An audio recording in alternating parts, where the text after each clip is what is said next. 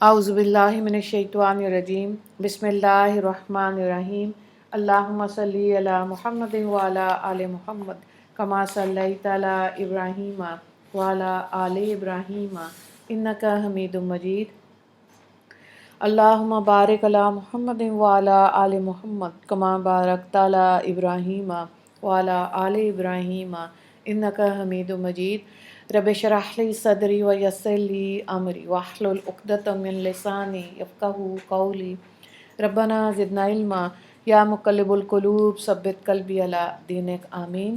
10 عنوانات کے تحت اسلامی تعلیمات 23 رجب۔ عنوان نمبر 1، اسلامی تاریخ۔ حضرت جعفر بن ابی طالب رضی اللہ تعالیٰ عنہ۔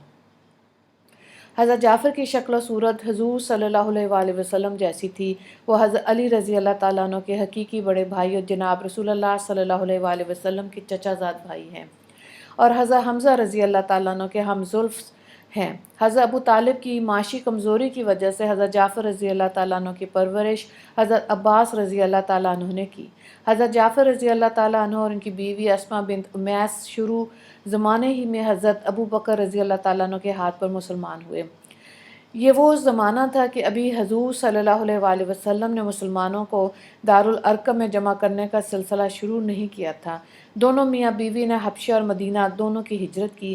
حضرت جعفر رضی اللہ تعالیٰ عنہ تیار حبشہ ہجرت کرنے والے صحابہ کرام کے امیر جماعت تھے۔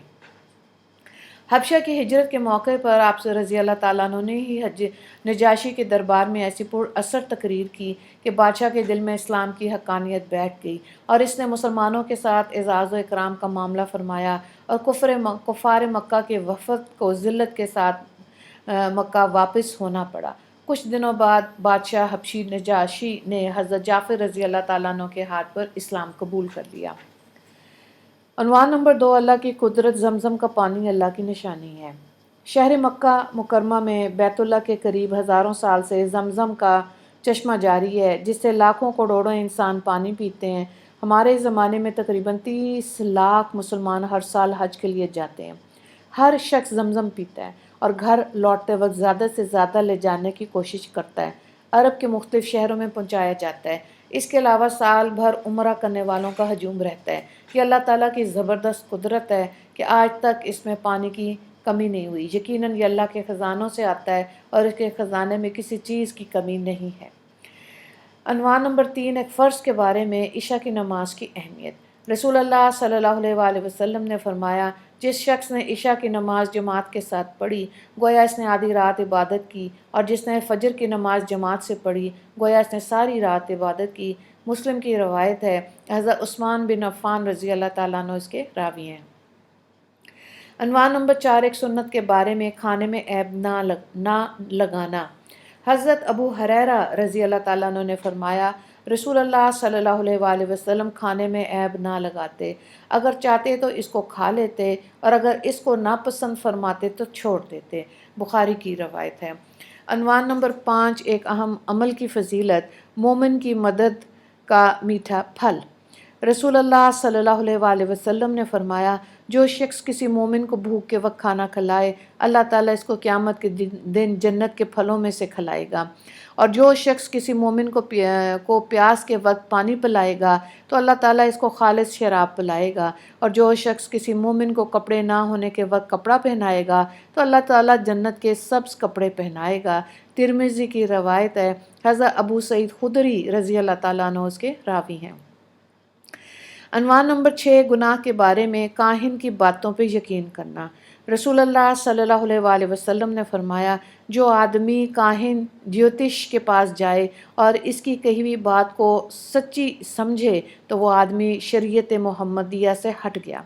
ابو داؤد کی روایت ہے۔ حضرت ابو ہریرہ رضی اللہ تعالیٰ عنہ اس کے راوی ہیں۔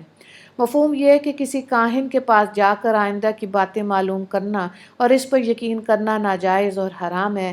مسلمانوں کو اس سے بچنا چاہیے۔ عنوان نمبر 7، دنیا کے بارے میں لوگوں کا دنیا کی فکر کرنا۔